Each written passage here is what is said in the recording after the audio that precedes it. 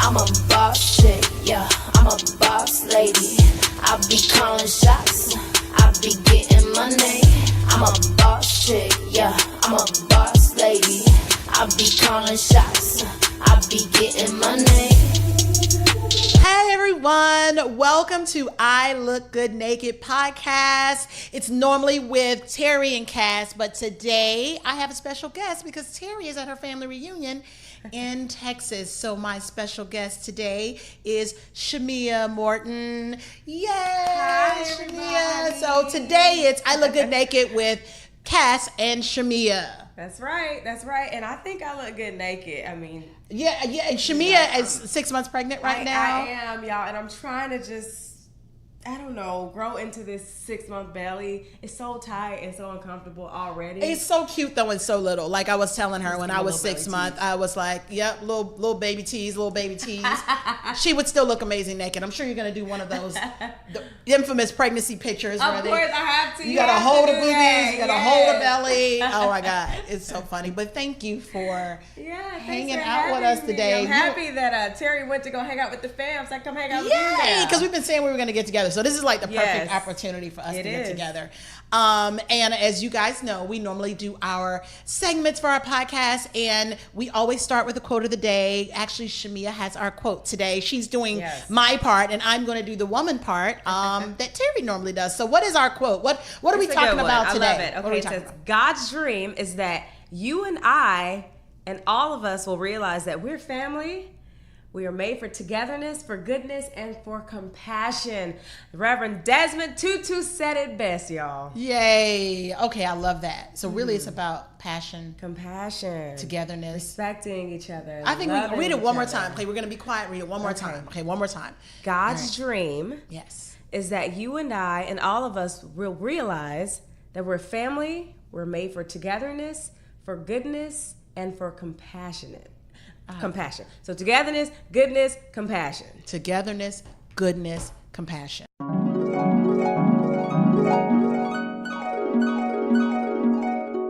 That's the message. That's the theme. And we lack that. We so lack that in every aspect. In politics, family, religion, togetherness, all that. We're not together. Oh, not at all. We're not haven't good. been for a while. Even as a Black community. Oh yeah. We lack compassion for each other. Yeah, that's really sad. That's been all strategic. That's a whole nother conversation for another day. So before we even get into that, because we're going to talk a little bit about compassion today, we're gonna highlight our young woman for today. Actually comes from entertainment. You know, we're all over the board. Sometimes we do these amazing African leaders. Sometimes we do kings and queens, or not kings, but queens and princesses and scientists. But today we are going to highlight an actress and activist. Beautiful young lady. Her name is Yara Shahidi. You guys might know her. I love her. She is on Blackish and just has an amazing history. Already, just at 18 years old. She was born in Minneapolis. Mom and dad moved to California when she was 4 years old, but she began a career when she was 6 years old, appearing in television, print advertisement for companies like McDonald's and Gap Kids and Guess Kids. Shahidi made her first cinematic debut in 2009, opposite of Eddie Murphy, in Imagine That, for which she received a Young Artist Award nomination for Best Performance in a Feature Film category.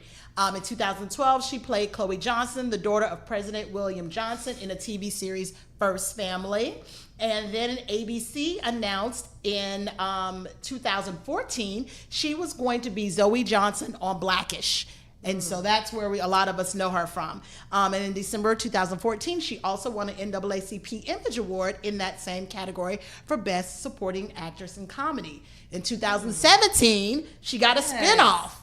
And now she's in Grownish. So it's the sister network Freeform. So like she's all over the actress spectrum. But this is the most amazing thing about her, I think, is she's not just an actress, but she's an activist. She founded 18 by 18 with the social newspaper publisher Now This, which will be a platform to encourage peers to vote for the very first time in the upcoming midterm elections. Our other organizations include Yara's Club, a partnership with Young Women's Leadership Network of New York, which provides online mentorship in hopes to end poverty through education. Her activism has led to many accomplishments, which have been noticed by former First Lady, the awesome Michelle Obama, who wrote her a letter of recommendation to Harvard University. And she was also given the opportunity by Teen Vogue to interview Hillary Clinton in 2007. So that's Yara Shahidi at 18 years old has done more than what most people have done in their entire life. So yay. Big ups to Yara and her parents. Amazing woman. Yeah, like her mom, I hear amazing things about her mom, and she has brothers and sisters in this business.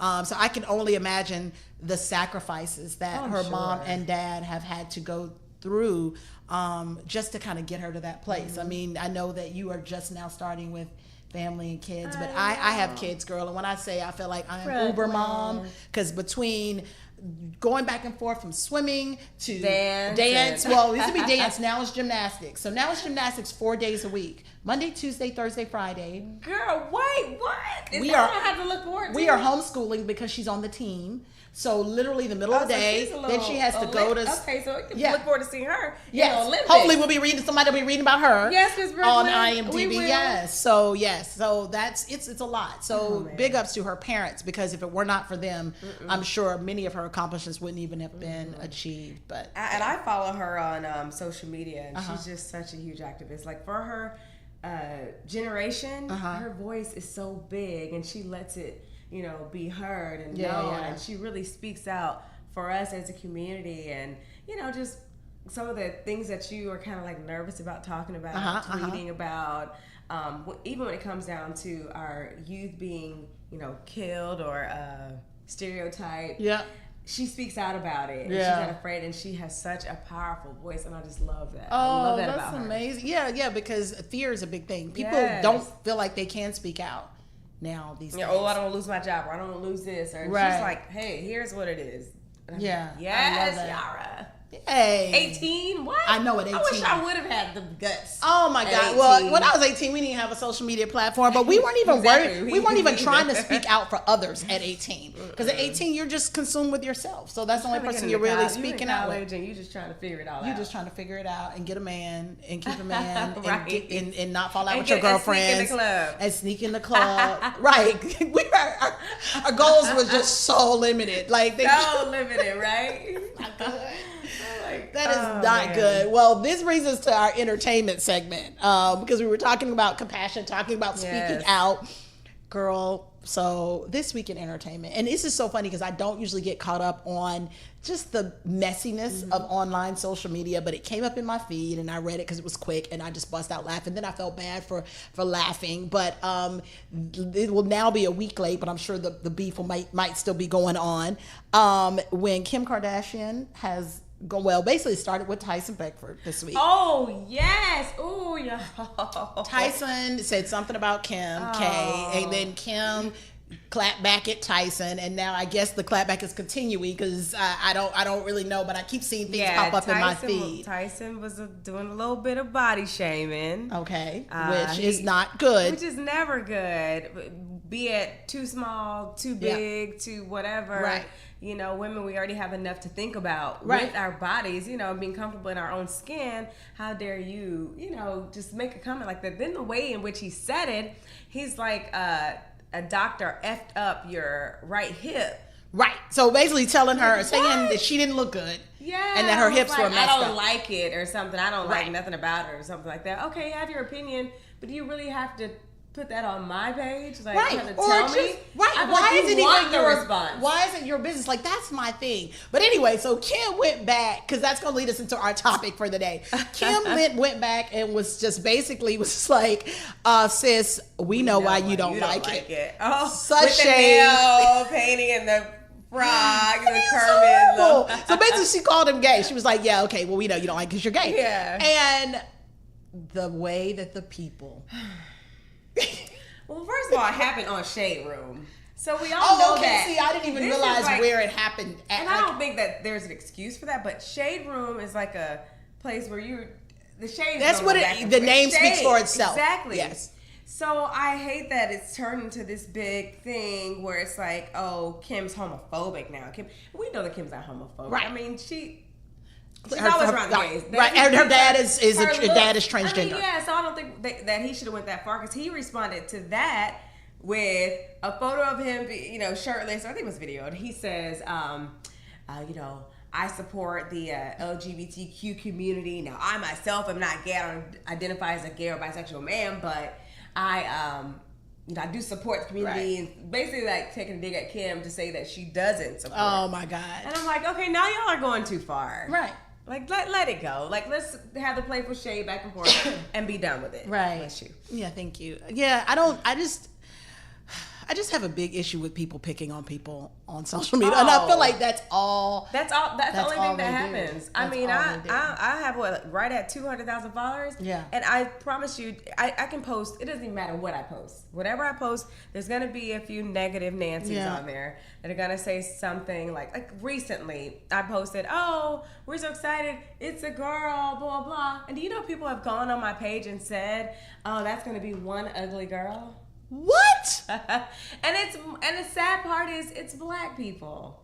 It's my people. Oh, that's and why do you know why they say that? They even say stuff like they'll say complexion wise because you're I'm dark, white, my and your husband's dark skin, so it's like, and then it's we've just been trained to just it's so sad. Just berate each other. Block because I don't go back and forth. Do you look at them? Sometimes I can't help it. Like a lot of times I miss a bunch of it. Yeah. But then I'll have somebody else, and I've got some awesome fans too because they'll respond for me before I get to it and be like, right. F you, or look at your profile picture. Who are you to talk? And I'm like, yeah, you tell them, girl, because I wasn't gonna say that then. But mostly I just delete and block them. But I'm like, how ugly? You have to be this, or like you can't marry for love now. It's all about securing the bag or a sugar daddy or. Look at her. They just got married a year ago. She secured that bag quick. How I had my own coins? I'm a 36-year-old woman. Right. I didn't wait to become 36 to secure the damn bag. Right. Right. You secure the bag when you're 21, 22, when, it's a little easier to secure the bag when you're... Or even on his side, people say, oh, he probably married her because she's a celebrity. Who cares? You could be a celebrity today and a nobody tomorrow. Like, why are we so caught up in all of the wrong things that don't have substance, I don't know. Things that don't have meanings, brands, labels. Like, we should be compassionate to each other. Yep. Togetherness. Yes. Like, what is the problem? I hate that about us. No. Okay, so this is so today's topic, because we're kind of getting into it right now. In just a moment, we'll be right back. Today's topic is going to talk about when the clapback goes too far and when freedom of speech is just wrong. I hate to say when it's wrong. That's really not what I'm saying. But when freedom of speech goes too far, or is there such a thing as freedom of speech going too far? So that's kind of what we'll talk about when we come back right after this moment. I'm a boss chick, yeah, I'm a boss lady. I be calling shots, I be getting money. I'm a boss chick, yeah, I'm a boss lady. I be calling shots, I be getting money. Okay, we are back. I am Cass. I have a special guest today that I'm so excited about, Shamea Morton. Gosh, I've known you since you were like a baby, 19. You weren't. You weren't 20. Were you not 19, 16, 17? 17. Oh my God. Yeah, because I think you guys were. You did help do one of my first covers. Or videos or something. Yeah, exactly. Yes. With co-ed Roll With Me back in the day. Right. Shamea has an amazing voice for those who don't know. You may know her from some of her later appearances. She is actually a guest on Atlanta Housewives. A friend. The show. Oh, okay. Yeah, which is funny, when we ran back into each other, I didn't know, like, people were coming up to you and they were like wanting to take selfies with you. And I was like, oh, she's pretty. Yeah, like my friend is pretty, of course. But then I was like, why is everyone, like, why do people know her? Like, what's that? And then I found out, like, after the fact, they were like, oh, she's on Housewives. And I was like, oh, I'm so out of the loop. Sometimes, but prior to Housewives, I did like 6 years NFL for the Falcons. Yes, that's the Shamea I know. So sometimes people come to me, and then, the Hawks, I still do sideline reporting and commentating and stuff for the Hawks in-game hosting. So when people come to me, they're like, hey, girl, I'm like, I'm not thinking they know me from Dad or Housewives. I'm thinking like, do we go to school together? Hilarious.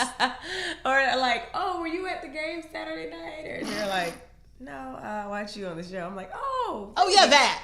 I'm like, Yes. thanks, yeah. Yeah, I know you as a dancer, singer, personality.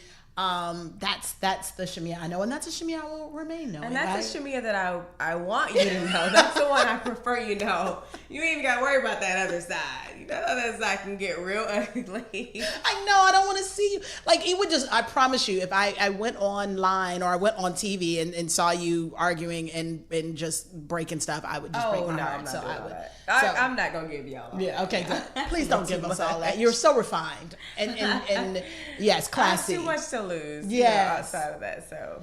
But we brand. are no, and speaking, okay, so going back to the brand, you are a brand. So today we are talking about the clapback and freedom of speech, and when freedom of speech goes terribly wrong, or when people take freedom of speech too far. You as a brand, or as a kind of public person, I'm sure you get comments. I'm sure people go off and they comment on just the simplest of things, like whether you're just talking about, hey, I am having a great day today, I'm walking down the street. Like, it doesn't have to be anything major. Like, how do you take that? How do you feel about that? Like, this whole freedom of speech thing has gotten, people are so sensitive. You can't say or do anything. Or if people have something to say about it. You know what? I used to be like heavily into it. Like, every comment, I'm like, and Candy told me, she's like, you're gonna drive yourself crazy doing that. Yeah. Delete block is your best friend. Don't even read it. As soon as you see like be something, delete block. That's your new best friend. Right. Don't give it that energy. And you know what's funny? Sunday, my husband and I just got back from the Bahamas. We were doing a 1 year anniversary trip. And I woke up early and thank you. I'm battling a cold, so I was like, or my allergies are flaring up rather. And I'm looking at the TV and Joel Osteen comes on, and he's talking about how we got to stop letting people steal our joy. And he says, he uses a dump truck analogy. And he says, there are a lot of dump trucks driving around just trying to figure out or find a place to drop their garbage or their trash. And then sometimes they'll dump it onto you. Good. That's a good analogy. And sometimes they'll dump it onto you. And that's fine. But you keep your lid on. Yeah. And I'm like, wow. That's so amazing, because I think about how these people don't know me. Right. But they come to my timeline and they say some of the meanest stuff, some stuff that you just like, your mouth is just open, but you just take it. Because that person could be having a bad day. They're going through. Like, on the way here, a girl, it was a little traffic.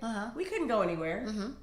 And she's like, blowing her horn, and like, she's got her girlfriend next to her, because she, you know, is very obvious. They're very out there with it. And so I'm like, okay, you know, she's like blowing her. I'm like, what's going on? It's like, my tail light, you know, what's going on? Right. So she pulls up beside me. She's like, you need to fucking pull up. I don't know. Yeah, you can cuss. Yeah, we cuss on his all the time. Yeah, child. So we let it. Yeah. She's like, drop the elbow. She's like, you need to pull up. And I'm like, she's like, what's the problem? I said, traffic. And she says, I mean, well, you can at least drive up to the next car. So she swerves, gets in front of me. So then I just moved to the next lane. And literally, it's nothing but God, because my lane just completely freed up. Hilarious. Now she's stuck behind here, and I was just like, hi. But I think it's crazy how people drive around with so much garbage. Yeah. And it's almost like you have to look at yourself like, okay, I'll be the therapist. Right. And I'll just let you just have your way with me. Right. But I'm not going to let it steal my joy. I'm not going to let it, you know, bring me down, because it happens 24/7. I mean, you can post something so simple as an ultrasound picture, and it's like, something as simple as, that baby gonna have big head, or you know, I mean, anything. It's so ridiculous. It doesn't even matter. So what is it? Is it that people are craving? Okay, because I've done some research, because I'm just like, okay, what makes people bully? You know, I'm like, I don't understand it, and thankfully, I don't have enough followers. I mean, I'm sure I'm not even into social media like that. I'm sure somewhere in there, if I really dug deep, it would be somebody saying something negative. But of course, Terry does, you know, and so there are people that comment about her, you know, skin, or how she used to be this and how that and the other. So I can only imagine how eventually it does get to you.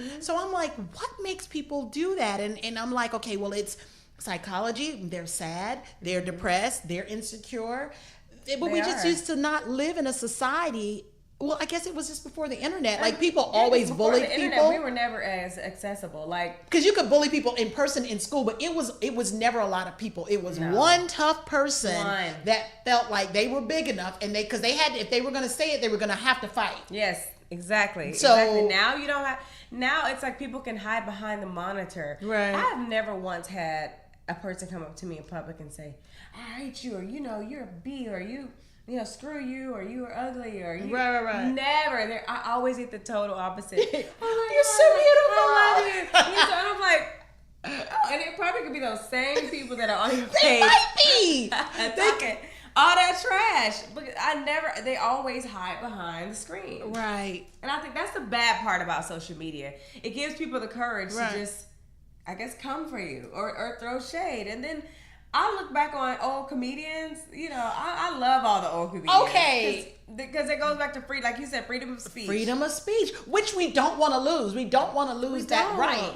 I was reading, I just saw something where Leslie Jones was on The View, and she was talking about how they're going back now and they're looking at comedians' past sets and trying to hold them accountable for things they said 15, 20 years ago about whatever. So, I mean, obviously comedians used to make jokes all the time about the homosexual community. Like, that was a bit. Everybody had a bit about that. And now comedians can't even talk about it because now the community is, they're like, no, now you're being insensitive. So they're trying to go back. And Leslie was like, man, our job is to make people laugh. Like, you're basically saying we can't even do our job anymore because our job is to make people laugh. So then you take that same thing, and I'm not talking about the very harmful, hurtful things that people say, but sometimes people clown people online. We have DC Young Fly. We used him in our movie. DC built his career on roasting people. Like, that's all he did. He would just take jabs at people, and they were hilarious. Like, so hilarious. Sometimes I would laugh at them. Lunchroom joning, cafeteria. It's like lunchroom joning, but now that crosses that fine line of you can't really do that, even though you do. But now people can sue you. They can come against you. They can do whatever, or basically bring you down. Like, why are we so sensitive? So it's that fine line. But then other people argue back and say, "Why are you so insensitive?" Right. But it's like, for me, I'm all for a good joke. Right. I wake up ready for it. I want it. I want you to come for me. Like, I don't want us to play about it. Like, go back and forth. But then I also don't want you to get sensitive when you come back. Yeah, don't tell me I went too far, because no, you can't take the butt of the joke. You're the butt of the joke. Right. You can't take it. So then, if you look at the situation with Kim and with Tyson, and she said it was a joke, or we can even go back a few more weeks and you look at the situation with Roseanne Barr. Oh. And Valerie Jarrett, and she said what she said about, Planet of the Apes and the Muslim Brotherhood, and then she went back and said she didn't even realize, I don't know if you know this, she went back then they did her live interview, and she said she didn't even realize Valerie Jarrett was African American because her skin was the same complexion as her complexion, and that it was... Now we know that's some bullshit. I don't know. Like, I'm like, I don't know where you are to think. And she is Roseanne. really fair skinned, so I get it, but I don't know how clueless you could be. But she said I was joking, and of course Kim said I was joking. So it's like, I don't know. It's such a fine line because it's like, how do you know people are joking or not? I definitely don't think it was that serious. Kim's situation. I don't think it was. I mean, and here's the thing. I'm nervous now. I even got to be careful what I'm about to say on this podcast, because I'm like, I don't want nobody coming back to me like, oh, look at Shamea supporting, and she's letting her. Now she's supporting. She hate the game, or the community. Yeah, no, I'm like, that's not it. I love y'all. I love all my people, but I don't take offense when people come at me. I'm a heterosexual woman. I have a husband. Like, I don't take offense when people come for me and my husband. Right. So why should you take offense if I come for you and your wife? Or you and your husband, or your husband, or whatever. Or if you even insinuate. Like, it doesn't, even if why it's does it even have to go back to sex or your bedroom life? I don't know. Like, why can't it just be surface? Why can I think nothing that is surface? That's you're the thing. so extra, not because you're extra in a flamboyant way, because Right. you're extra. You're pretty. Your personality is just Tyson, too much. you're gorgeous. You have a gorgeous personality. That's what that you got paid millions of dollars to be. So I'm sure along your career, people have always insinuated. So it doesn't matter. So had it been offline, it would have been a whole different conversation than had it been online, because everyone feels like they have to protect themselves, or they have to, no one wants to look like they're the butt of a joke. But unless it's a real comedian, and then now the comedian has blown your name up, and now you can capitalize off of it. But even then, now they want to sue. I don't know. The comedian has hurt me, like, even with there was a heckler in the audience at one of Nene's shows, and that's when she made her comment about, I hope you get raped back or something. She got raped. Yep, I do remember that. She lost so much money and so many, I didn't even know what was the fallout of that. So she ended up the heckler. She just kept going. Yeah, and then Nene responded in kind, like right. But see, the celebrities have stuff to lose, so they can't respond. But comedians back in the day could just come back and be like, man, I fucked your wife. Yes. It's like, I hope you get hit by a bus or blah, blah. Right. Like, and people would laugh. Yeah. And now it's like, shame on you for saying that. It's like, oh, come on. Why can't we just let it be? Like, laugh it off. They told me I was having threesomes with Candy and Todd and question my sexuality. I'm so confused. See, I have no idea what's happening. I laughed. I thought it was hilarious. Seeing as I was planning my wedding, But maybe it's hilarious because it wasn't true. Like maybe. Well, and I also thought it was funny just because the shit was funny. Like I was like, I started calling Candy baby mama. Oh, hilarious! I just feel like we gotta let things roll off. Right. Like if you, especially for Kim and Tyson, you signed up for this, right? You knew your name is in this right spotlight. I mean, right.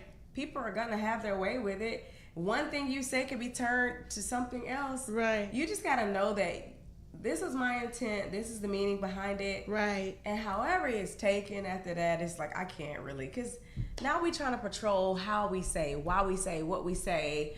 And it's like there is no freedom of speech. Yeah, there really isn't. I mean, there is, but there isn't. Like, it really has gotten to the place where there isn't, because people are out of control. People are because again, okay, so just recently I read this ad, and it was a please forgive me, it may not be Kentucky, but I feel like it was a Kentucky senator who ran an ad, and the ad was like, making Kentucky great again.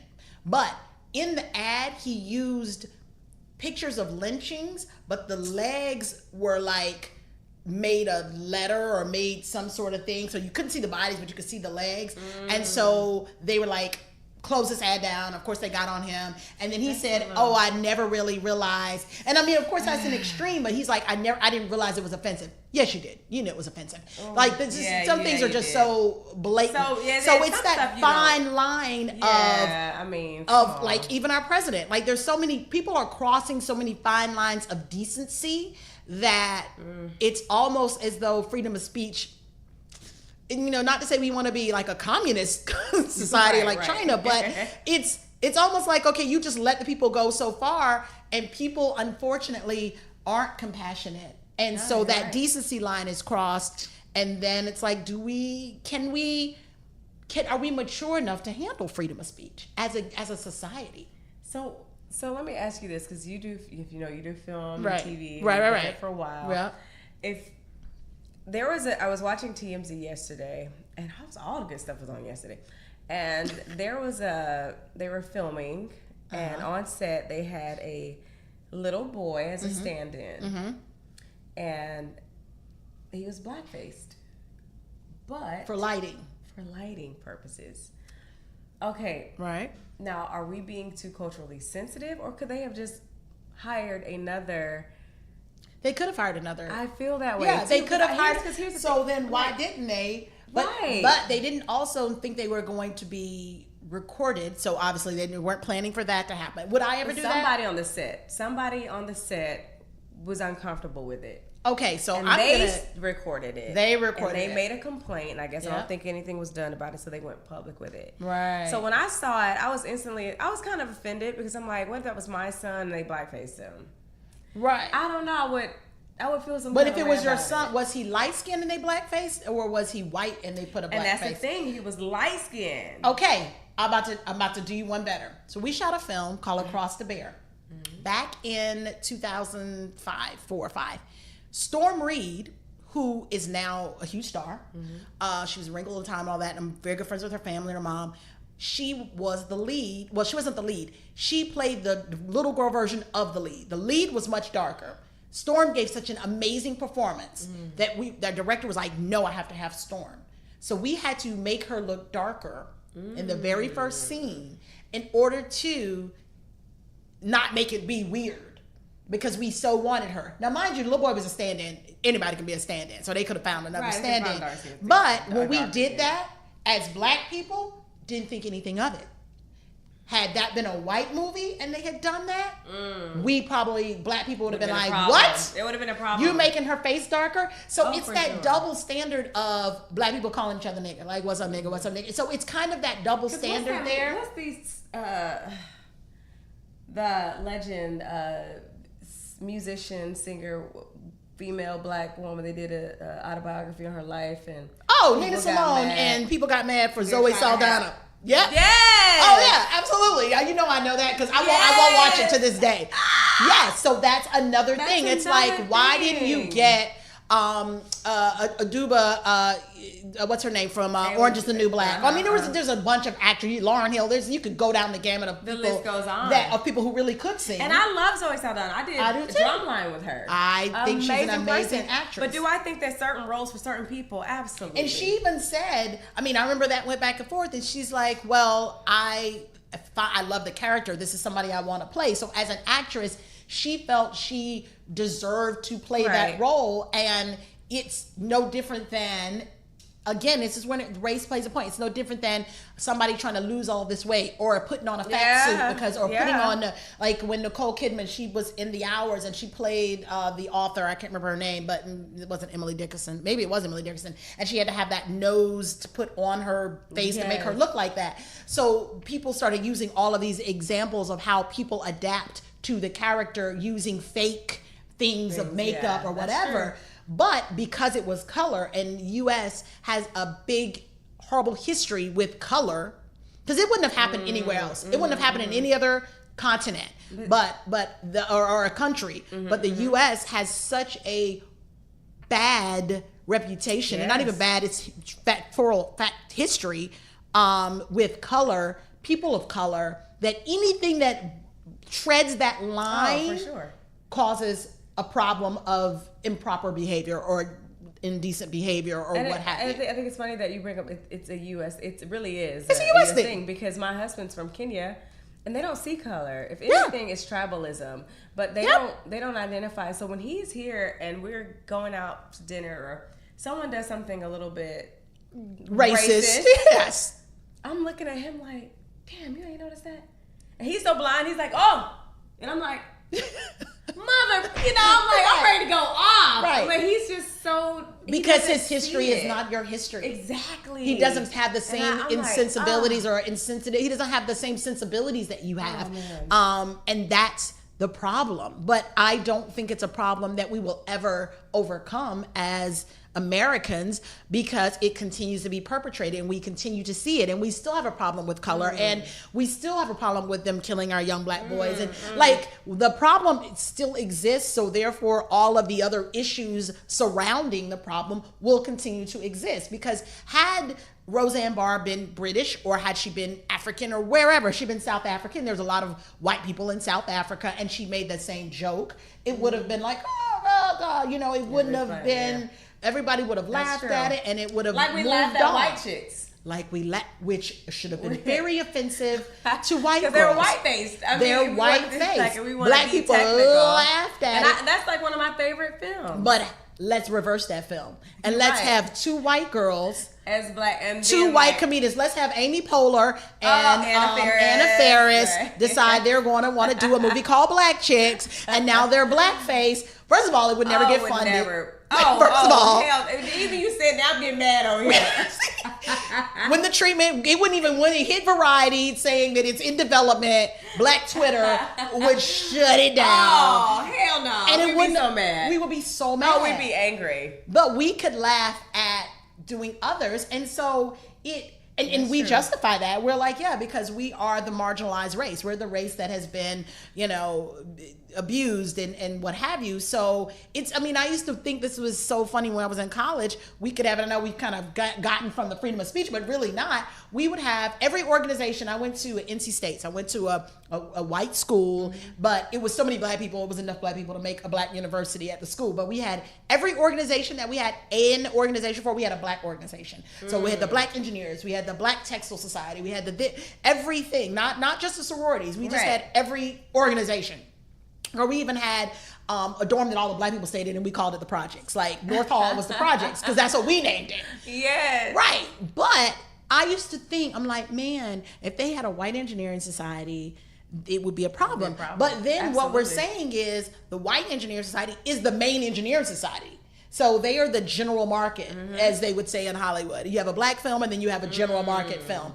And white people can join the Black Engineering Society, but they're not going to because it says Black Engineering Society. That's so true. But black people didn't feel comfortable enough to join the white one, and it wasn't, they weren't catering to their needs, or they weren't getting the internships that were coming out of that, or what have you. So unfortunately through life we've had to create our own pockets of opportunity.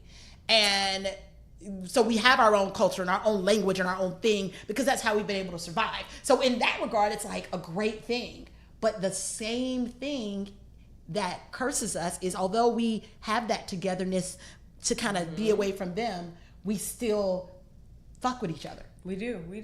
We still feel like, yeah, we might be in the same sorority or the same whatever, but I'm still getting ready to talk bad about you because I still feel like I have to put you down. And I want to one-up you. I want to one-up you. Make you feel inferior to me. Right. And it's such a psychological damage that has been played not only amongst the African American society, but amongst our country in general, that I just don't know if we'll ever have that togetherness that Reverend Desmond Tutu is speaking about. Like, I just don't know. I don't think our kids will see this, not in this country. My husband and I have talked about moving away and moving to other countries and starting over. Where would you go? Girl, I don't know. We've said so many places. We've said Africa. Ivory Coast. We've said Cape Verde. We've said Dubai. We said Bermuda because we just love Bermuda and we've got some friends down there. And I love the islands, but the hurricanes be ripping through the islands so strong. I'm like, I don't really know if I want to. Scary. If I want to live down there. And then as soon as I get down there, my husband spent 3 months in Puerto Rico this year, last year, because he works in insurance, catastrophe insurance. So he was down there for 3 months.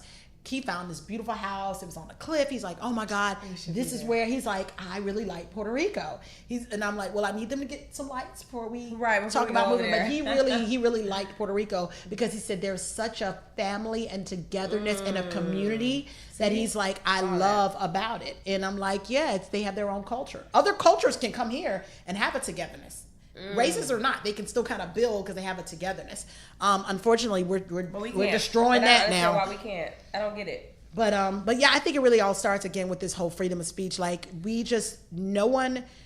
people go too far with it, because of their insecurities and their inferiorities, and their complexes, and people can't bounce back from it because they are too insensitive. So it's just both lines, man. I just sometimes don't know. It's triggers too. I think that they provoke you. Yes. So that you can go back. Absolutely. With them. So because you're going to lose. You're going to lose. Especially if it's a name brand. Exactly. Yeah. When it's two name brands going against each other, I always wonder if it's a publicity stunt. I'm like, oh, okay. Like even when Kanye did his thing, and then the black people was like, fuck Kanye, and Like, everybody, what's going on with you? right? Everybody put Kanye on mute, but I'm like, well, now you're talking about Kanye. And I love Kanye. Like, I didn't agree with anything he said. Nothing. And I found it to be humorous because I find that if you even make a comment about it being a choice, I'm like, yeah, the choice is death. Everybody gets that the choice is death, which really is not a choice. That's not really a choice, but Kanye. It's Kanye. Like, it's almost like a comedian saying it. He wants. Right. We talked about it. We put his name in the news. And then next thing you know, he had an album coming out. And then he had this happening. It's like it was all intentional. So yeah, man, this is what really bothers me about society. It really does. It bothers me because, again, going back to compassion, we don't care about humans' feelings. We don't care about other people's feelings anymore at all. And just because something can be said, it just should not be said. And that's where people feel like, if I can say it, if I think it, I'm saying it. And everything that you think, you should not say. And see, we grew up old school. If you don't have anything nice to say, don't say anything at all. Right. That's gone. Hold your tongue. Yeah. No more holding your tongue. Like, that's just gone. We should start cutting people's tongues out. Who are bullying people. Right. Or We something. really should. Like, it used to just be Like in other countries, honey. like in other countries. Like, you steal, we cut your hand off. Let me go get your tongue. Yeah. Let me have that. Let me go and get that up out you. All we gotta do is do it a couple times. Oh man, Yeah. you'll learn to shut that mouth. Yeah, man. So I just, I don't know. But this is a conversation that could go on and on. But I'm so glad that you're here. I'm so excited. I'm so excited for you. I'm coming back. You are coming and back. I'm bringing my baby And you right here. You know what? Sit my baby right here. You're not Baby's gonna sit in the workplace. You're not sitting the crying baby. No. People are about to clap back. No, not no infants in the workplace. That was very sensitive and insensitive. I feel like she just came for me. She just clapped back real hard. Yeah, and then you're not gonna bring your crying baby up onto our podcast, and then now that's gonna be a problem. I'm gonna post and say Kaz doesn't like babies. No, you're supposed to be like, she's against women working in the workplace. Single mom. Oh. She's not for any of that. Like, no, I'm all for it. like, wait, My babies like come that. to set. So hey, my babies come, but they're also 13, so it's a little you got it different. wrong, little lady. But yeah. But congratulations on everything. Thank you so much. We do have to have you back so you can talk about all. You said, hold on, you're back in the studio? Absolutely. I'm singing again, y'all. She's singing again. Yay. For those who didn't know she sang in the first place. I'm singing again. So please yes, stay what tuned else for do you that. have to promote or talk about? Well, I actually just started doing a web series for Signal 23 Television, and it's called Mocha. And it's Mocha is me, moi. So that should be pretty fun. We're looking to actually start releasing the first few episodes, I think, in September. Okay. So I'm excited about that. I've got a lot of great things. Hawk season's going to be starting back up, but I won't be at the first few games. We got a whole new arena coming, y'all. But I'll be there at the top of your January. Give me a good little month to give me a little snapback so y'all don't say I'm hiding all the basketballs under my shirt. Right, because y'all will talk about her. I can't believe she just came on air with that baby pouch. Exactly. Booty do. So make sure y'all follow me. ShameaMorton.com is my website. I'm going to start doing some mommy blogging. Oh, good. Yeah, I'm excited about that too. And then my Instagram, Twitter, Facebook is all Shamea Morton. ShameaMorton. My saying is always shame, like a low down dirty shame with an A on the end. And Morton like the Salt Steakhouse, but I ain't got their money. No, not yet. Not yet. Tomorrow, maybe. Yeah. Hey. Or you find out you were related to them, and then, you cash in. Is that who the baby daddy is? And you can follow the podcast on ilgnpodcast.com. I am Cass. You can follow me at Cass Seegers and on Facebook and on Instagram and on Twitter. And you can follow Terry at Terry J. Vaughn, I believe, on Instagram as well. So we missed you, Terry, but I do appreciate you letting me sit in for you, girl. Yes. We'll have to come back and so it can be all three of us. Yeah, I want to party with both of y'all. Yes. We would say chocolate and vanilla. Chocolate and what's the now? vanilla? See, now I'm gonna go ahead and shame vanilla? Caramel. Or I guess it's a little caramel, honey we're dip, not any chocolate. Like we're not the same color. Oh, we're mama. not. Oh, she tried it. Now, see, now I feel like she is coming for me and clapping at my. Because I'm just like brown is brown. Like once you cross over, you really do. It's just over. It's just you're just brown. You beautiful. Yeah. You So, beautiful. Yeah, thank you. Yeah, we all beautiful. Compassion. Love everybody. Yeah. Compassion, family. togetherness, goodness. That's what we were put here for. We should hug Those are the three until it words. ends. Yes, real we're awkward hugging. hug. Yes. Bye. We're gonna keep hugging. Then they're gonna talk about us. But like, I knew they. Oh, they're gay. they're gay. They're lesbian. They're together. You got a new threesome, girl. Me and Anthony. Peace. I'm a boss chick, yeah, I'm a boss lady. I be calling shots, I be getting money. I'm a boss chick, yeah, I'm a boss lady. I be calling shots, I be getting money. Nothing can stop me now, I'm on top. I'm milking the cash cow.